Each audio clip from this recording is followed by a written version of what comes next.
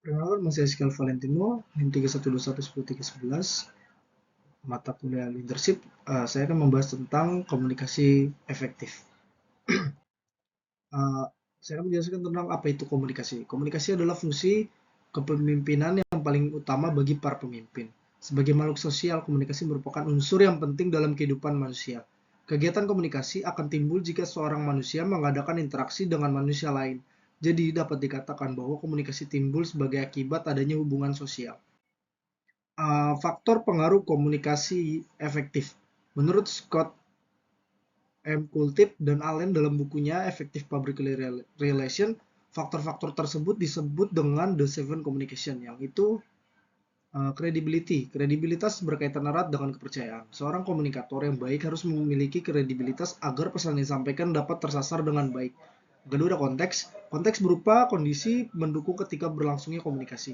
Supaya komunikasi berjalan efektif, konteks yang tepat menjadi hal yang menarik perhatian komunikan.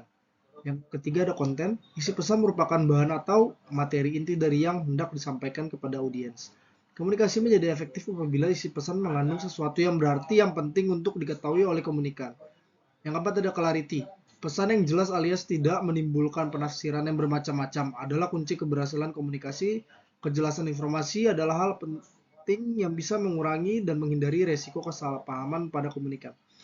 Yang kelima, ada continue and consistency. Agar komunikasi berhasil, maka pesan atau informasi perlu disampaikan secara berkesinambungan atau continue.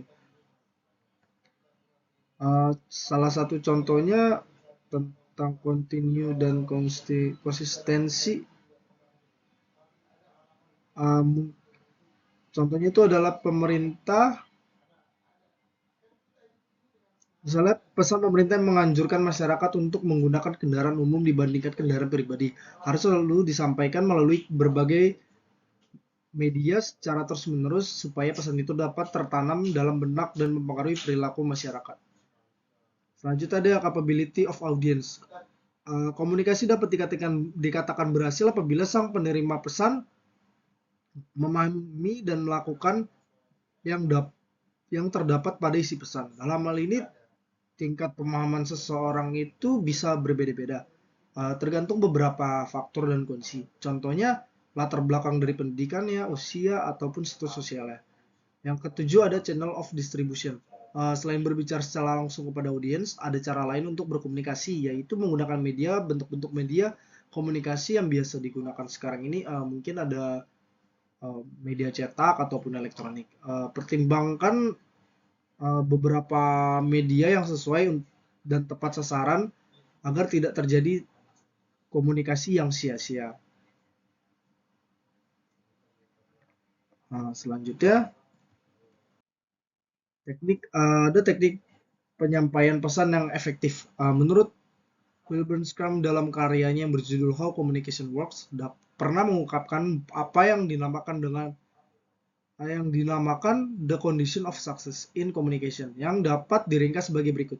Yang pertama, ada pesan harus dirancang dan disampaikan sedemikian rupa agar dapat menarik perhatian sasaran yang dimaksud.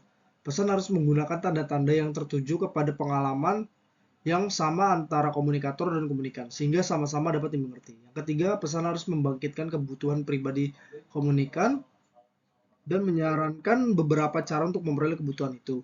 Empat, ada pesan yang harus menyarankan suatu cara untuk memperoleh kebutuhan tadi yang layak bagi situasi kelompok tempat komunikan berada pada saat ia digerakkan untuk memberikan tanggapan yang dikehendaki.